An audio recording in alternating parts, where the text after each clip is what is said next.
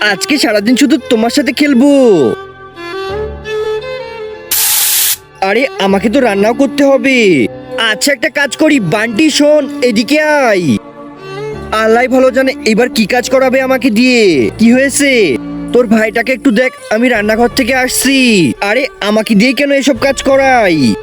আমি তো খেলতে যাব আর একে দেখাশোনাও করতে হবে। কি যে করি, আইডিয়া একটা বুদ্ধি পেয়েছি। আরে বান্টু কি ওখান থেকে চলে গেল নাকি? দেখছি না তো। আরে কি, ও তো সত্যি এখান থেকে চলে গেছে। আরে এই ফোনটা এখানে কি করছে দেখি তো। একজন মা কতটা আপন হয়, যাদের মা নাই তাদেরকে জিজ্ঞেস করো।